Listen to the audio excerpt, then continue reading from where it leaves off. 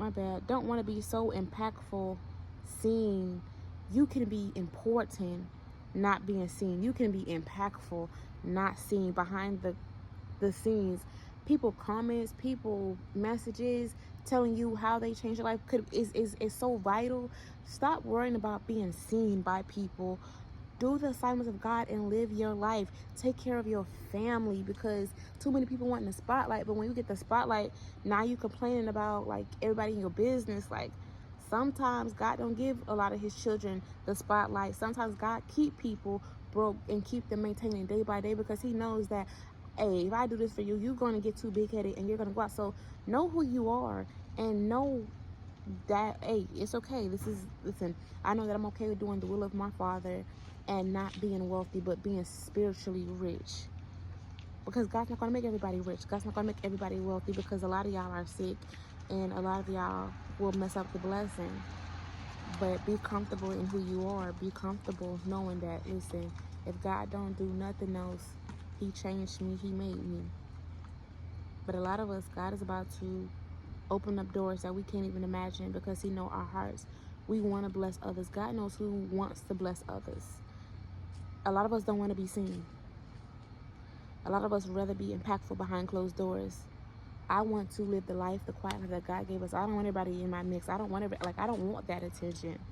I love my life and keeping what I love private, keeping what I have protected. But trust God in this season. You can start off with life going so good, then things go so wrong.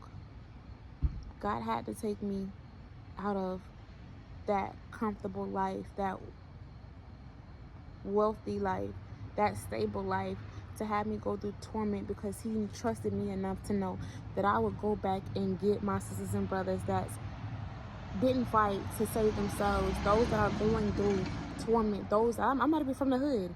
The only reason I have experience of the hood, because by being on my own at 16, being in the plaza in Jacksonville, like, I had those experiences, so I can relate to those people.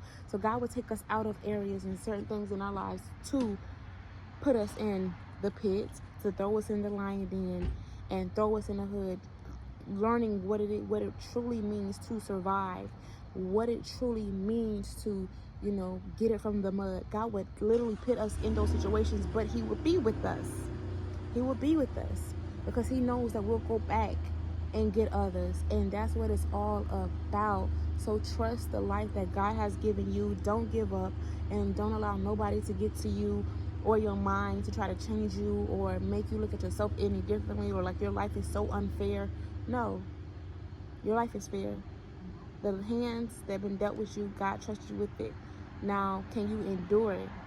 And can you go through the fire when God starts stripping you to change you, to rise you up out of that dead place and that dormant place to be who he called you to be? Can you see yourself the way that God see you, so you can get that healthy marriage, so you can get that healthy love, so you can have that success, that wealth that he has promised all of us? But first, it starts with obedience. It starts with giving our life up and our desires up for our Father, the one who would do anything. He finds joy in loving us and blessing us. If a wicked person can spoil their child, why you won't think that God won't do it for you? God say, he is the shepherd over our lives. Like, God will do all things. He will not fail us. He's a good shepherd. He's watched over us. He will leave the 99 for us. He will rescue us out of the pits in the hands of our enemies. He is our fortress, and he is our refuge. He is our shelter. He is our covering. He is our husband. He's everything. Whatever you need him to be, he is that. But most importantly, he is our Father, and he does correct us. He does punish us sometimes when we get out of line, but we have to understand, the same way we punish our kids and we give them consequences, God do us just like that. So you want the blessings and the will that God has for us, follow him. And so many people hate on other people because of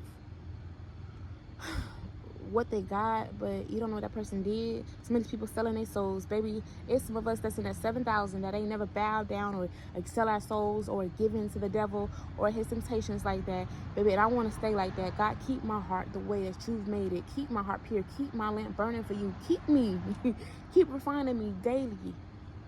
Life is molding us into who we need to be. Now we gotta let God unlearn some things and some habits so he can get the full glory out of our lives.